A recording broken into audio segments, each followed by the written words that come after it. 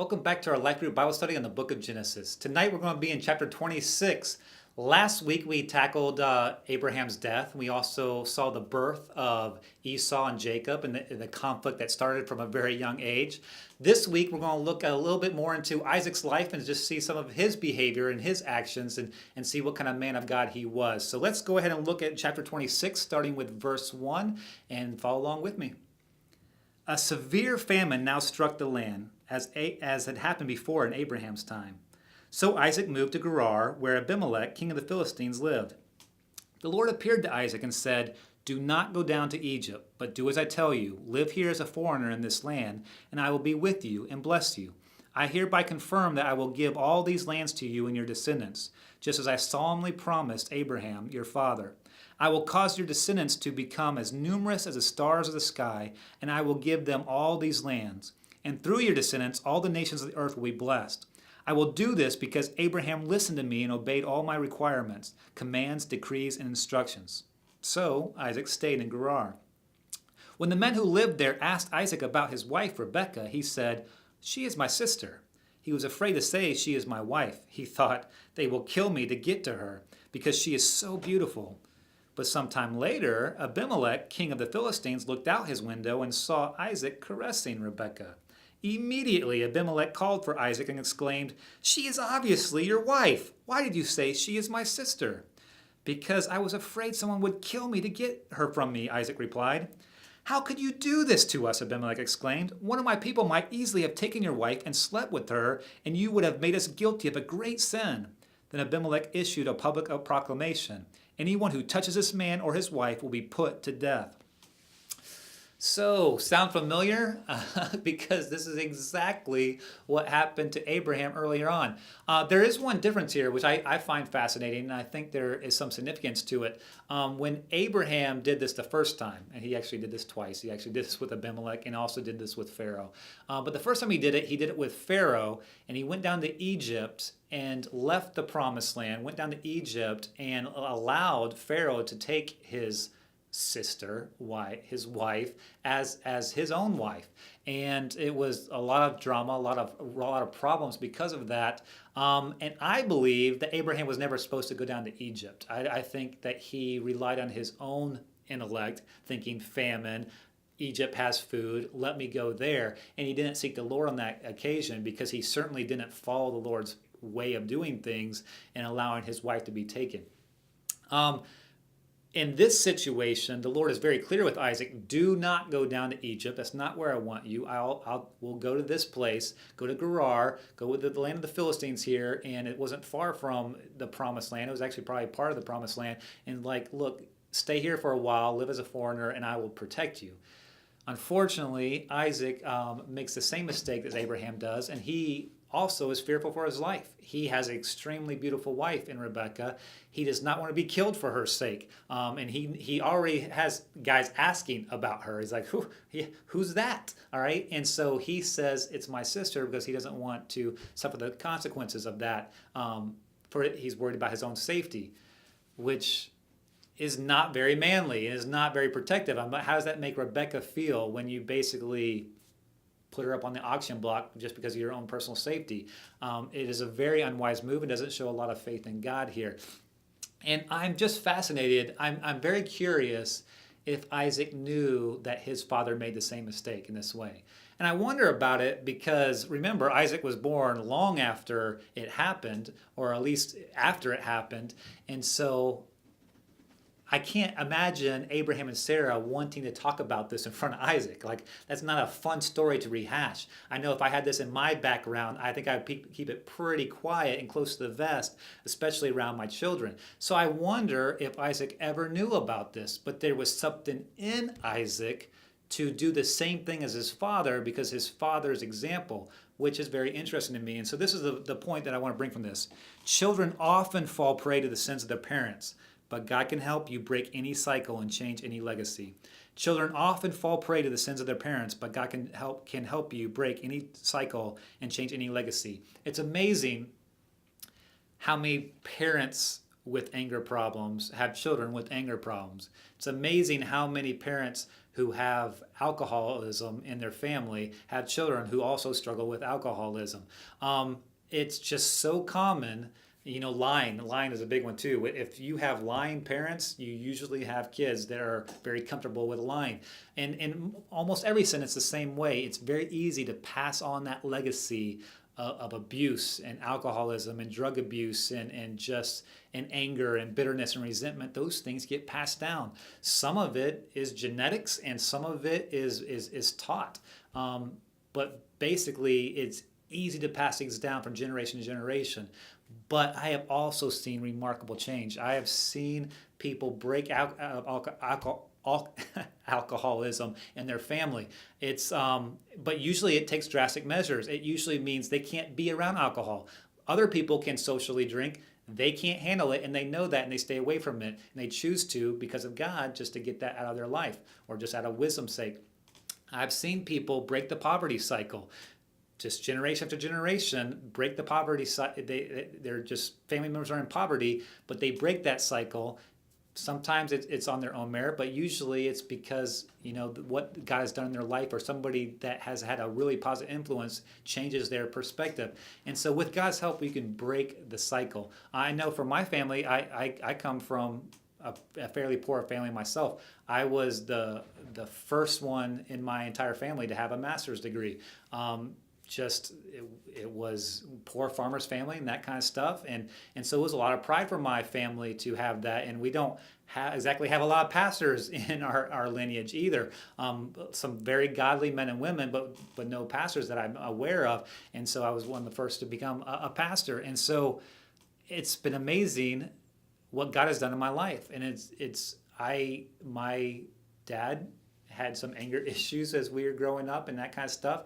I mean, he's a great father, but anger was very easy for me. I was very quick to anger as I was growing up too, especially on the sports field, especially when competition was at stake.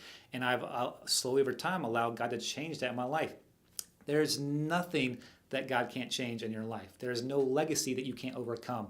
I don't care if you struggled with abuse or you've struggled with some kind of addiction. All your life, you can break free. God can help you break free. I have seen the success stories. I have seen people radically turn around. I have seen so many success stories in this church where people have completely turned around from addiction, completely turned around from sexual immorality, completely turned around from poverty mindset. You can change your legacy, and the fastest way and the best way to make that happen is to have a personal relationship with Jesus Christ and grow that relationship with God, because with your growth in God always comes a growth in wisdom, always comes a growth in making wise choices and improving your life. So I'll challenge you, break the cycle. Don't think just because you have a personality in such a way, or that you have a family history that's such a way, that you can't break free from that. No excuses. No excuses. All right, but let's keep reading now, taking up with verse 12. When Isaac planted his crops that year, he harvested 100 times more grain than he planted, for the Lord blessed him. He became a very rich man, and his wealth continued to grow. He acquired so many flocks of sheep and goats, herds of cattle, and servants that the Philistines became jealous of him. So the Philistines filled up all of Isaac's wells with dirt. These were the wells that had been dug by the servants of his father Abraham. Finally, Abimelech ordered Isaac to leave the country. "Go somewhere else," he said, "for you have become too powerful for us." So Isaac moved away to Gerar Valley, where he set up their tents and settled down. He reopened the wells his father had dug, which the Philistines had filled in after Abraham's death. Isaac also restored the names Abraham had given them. Isaac's servants also dug in the Gerar Valley and discovered a well of fresh water. But then the shepherds from Gerar came and claimed the spring. "This is our water," they said, and they argued over it with Isaac's herdsmen. So Isaac named the well Esek, which means argument. Isaac's men then dug another well, but again there was a dispute over it, so Isaac named it Sitnah, which means hostility. Abandoning that one, Isaac moved on and dug another well. This time there was no dispute over it, so Isaac named the place Rehoboth, which means open space, for he said, "At last the Lord has created enough space for us to prosper in this land." From there, Isaac moved to Beersheba, where the Lord appeared to him on the night of his arrival. "I am the God of your father Abraham," he said. "Do not be afraid, for I am with you and will bless you. I will multiply your descendants, and they will become a great nation. I will do this because of my promise to Abraham, my servant. Then Isaac built an altar there and worshiped the Lord. He set up his camp at that place, and his servants dug another well. All right, so Isaac is faced with a lot of conflict in this chapter, and it's interesting how he deals with it. And so the Philistines, they get jealous of how well Isaac is doing. He's blessed, he's prosperous, his herds just keep on growing, his wealth just keeps on expanding, and just out of bitterness, the Philistines start messing with him and filling his wells with dirt. Like, what a destructive, pointless thing to do, but that's what they do out of their bitterness and their hurtfulness. And so they do this, and so Isaac has to leave those and dig other wells. And then eventually the king Abimelech is like, you know what, you're just too powerful, you're too much of a threat, we don't want you around, get out of here. And so he leaves and does his own thing. But as he's going and doing his own thing and digging more wells and being prosperous again, here come these shepherds that come and start causing hostility and causing conflict. And they're like, no, this is our well. They didn't dig it. They never had that well before, but they just come and claim it. So they're clearly in the wrong. Isaac had every right to have that well and every right to defend that well, and yet they came and claimed it. And they did the same thing the second time he dug a well, and finally it happens the third time, they leave him alone. And then shortly after that, now every time Isaac handled conflict by turning the other cheek and being the bigger man and walking away and saying it's not worth it, God is with me, I'll go somewhere else. Every time he handles it that way, and at the end, God comes in person and blesses him and says, I'm just renewing my promise with you, and I am blessing you right now, right after all these issues with how Isaac handled conflict. I don't think that's a coincidence. I don't know that Isaac would have gotten that visit from God if he had put his foot down and said, let's do this, and had war with these surrounding people. Maybe he would have had a hard time defeating the Philistines, although I think at this point they were afraid of him for a reason. Like, he was powerful enough probably to defend himself. But these shepherds, I mean, he could have taken out the shepherds. I don't have any doubt that Isaac could have taken out these shepherds, but he chose to turn the other cheek and walk away. And frankly, that is what God wants from us. I mean, if you look at Jesus' teachings, he's very clear. He's like, turn the other cheek if someone smacks you. If they try to take your shirt from you, offer your coat too. I mean, over and over again, you see that Christ calls us to handle conflict with not more conflict and more drama and fighting back. Paul talks about this a number of times in Corinthians. He's like, how can you have lawsuits against your fellow brothers? Like, it would be better for you just to lose out on money than to have that kind of negative reputation where you see this squabbling. Don't squabble, don't fight. And that's a very hard teaching for us, but God is not doing that to take away our rights. God is not doing that to restrict us or make things more difficult for us. He's doing that to protect us and to protect his name. He's doing that to protect us, our hearts, our minds, our person, and also to protect our testimony for his name's sake. And so this is point number 2. As believers, we should be extremely slow to enter into conflict with others. As believers, we should be extremely slow to enter into conflict with others.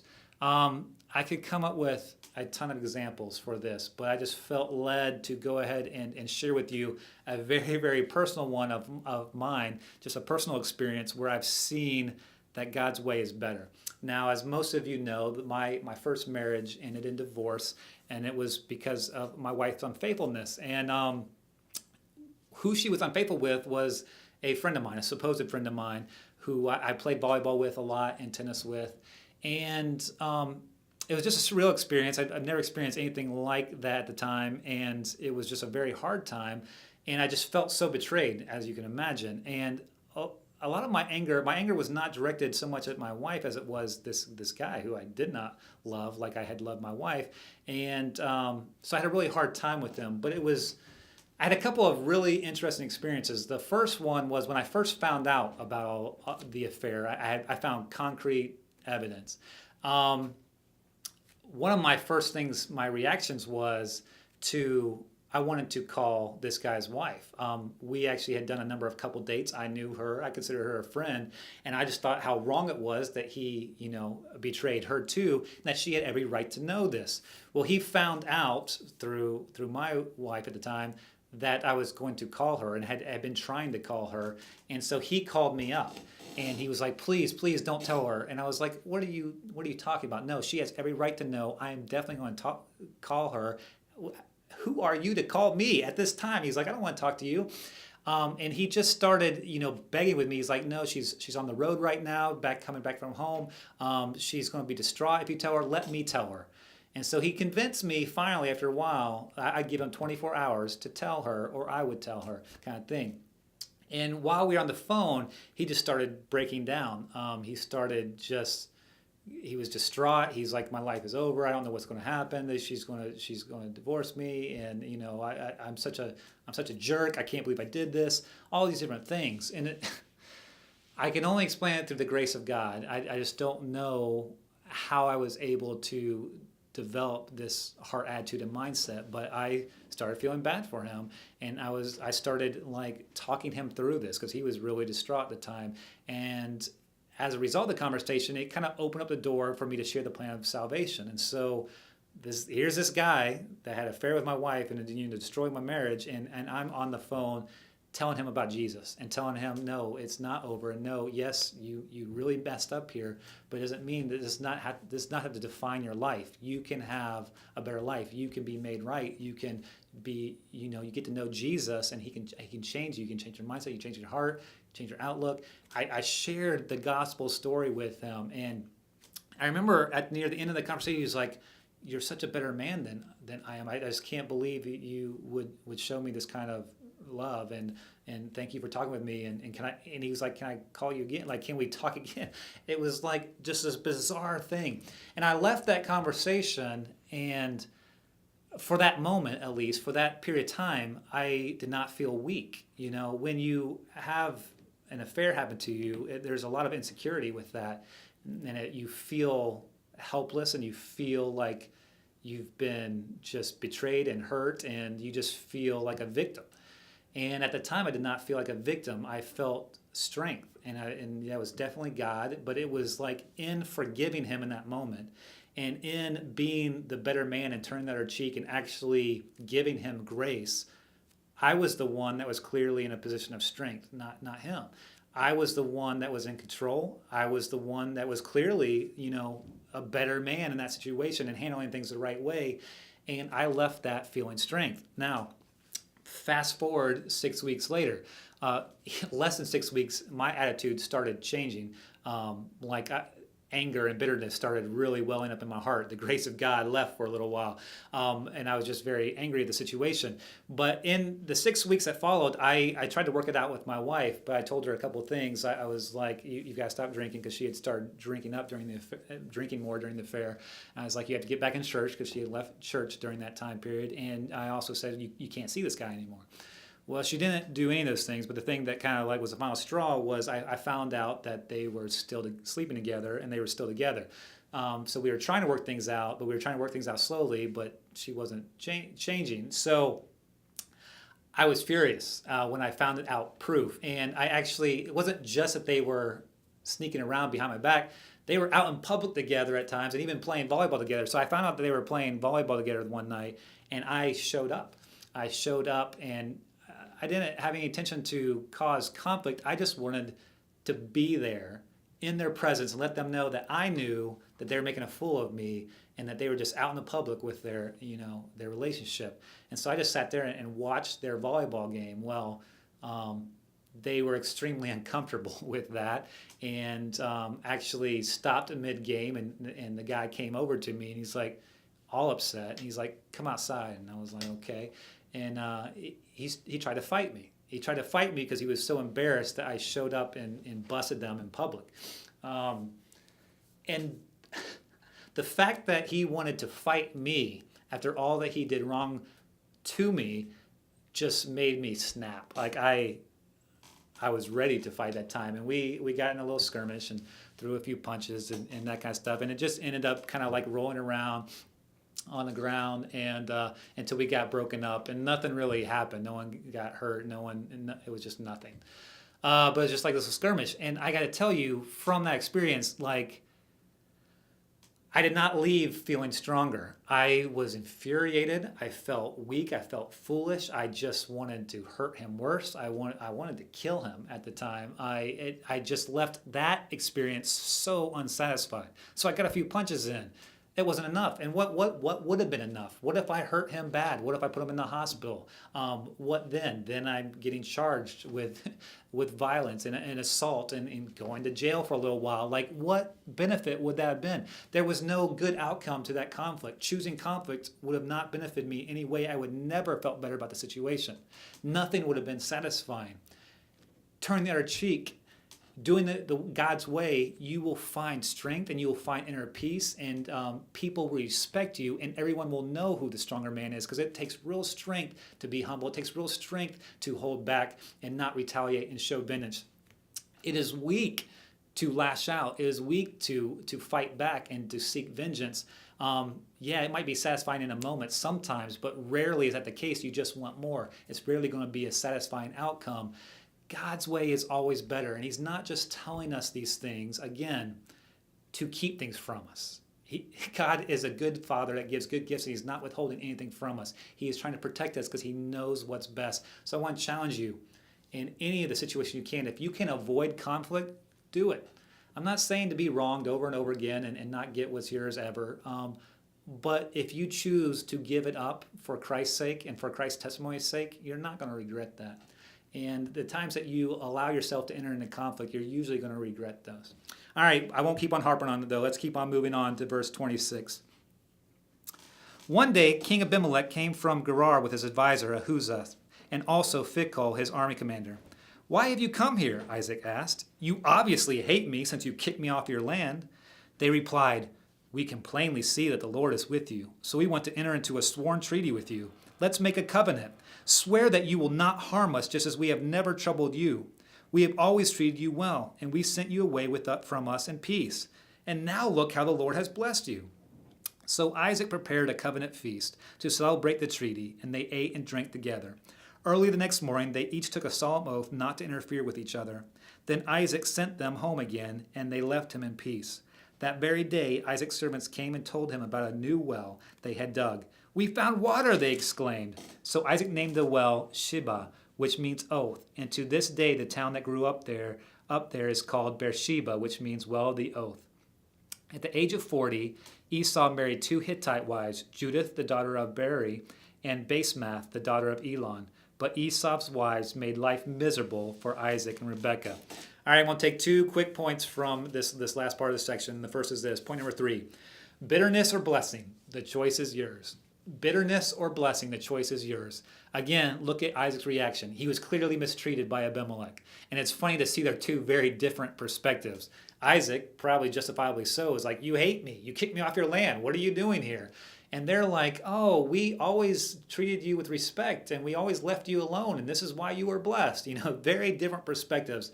And Isaac is very wealthy at this point. He doesn't need their treaty. He doesn't need their anything.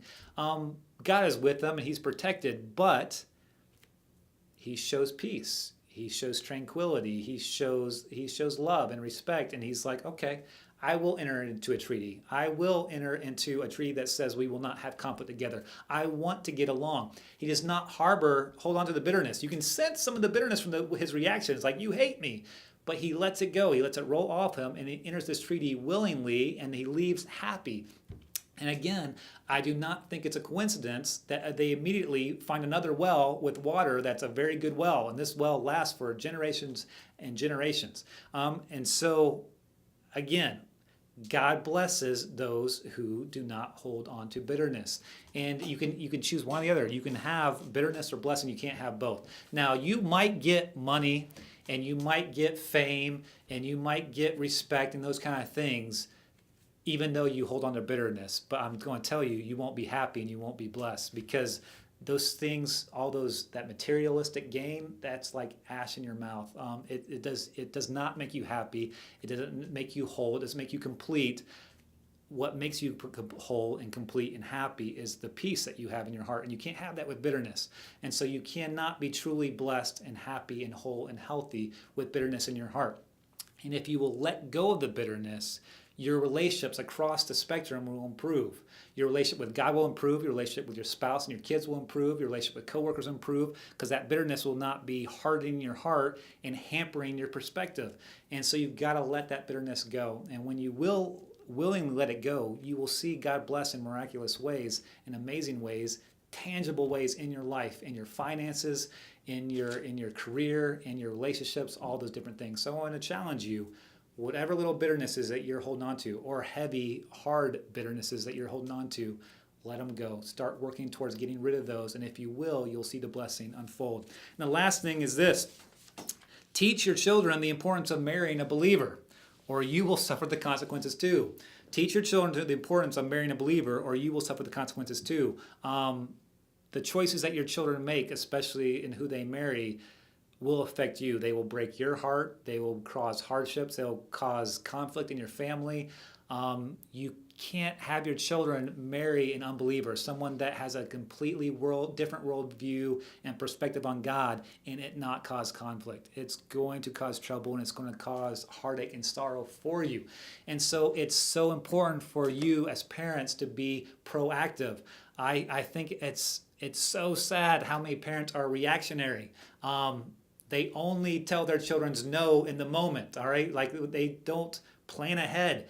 We need to, as parents, to openly talk to our kids about dating, about sex, about relationships, how you treat a boy, how you treat a girl, how you should behave yourself on a date, the things that are appropriate, the things that are inappropriate, the consequences of doing inappropriate things. We need to have all that explained clearly up front and taught and taught and taught.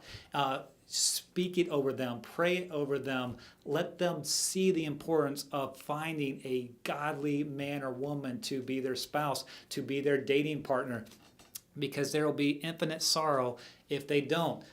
I don't think Esau knew that these things were so bad. This is what the culture was doing around him. Lots of people had multiple wives, especially wealthy people. And he comes from a wealthy family. So he's like, yeah, 2 wives. Why wouldn't I? Why wouldn't I marry these people? We're living amongst these people. And so he marries them, and because they bring in other gods into this, and because they had a terrible attitude, they caused so much heartache for Isaac and Rebekah. I don't think Isaac and Rebekah ever taught him the right way, because later, when he realizes that they don't like his wives and wish he married a woman from their family, he goes out and does that. He tries to make them happy, but it's kind of too late then. And so I want to challenge you, don't wait too late. Speak about this with your kids. Constantly remind them what's important in a relationship, and just the importance of marrying someone that is living for God, that loves God, and that believes the same things they believe. All right, well, that's another really jam-packed chapter. This has been interesting stuff. I hope that you guys will read ahead again with chapter 27, and we will tackle that one next week.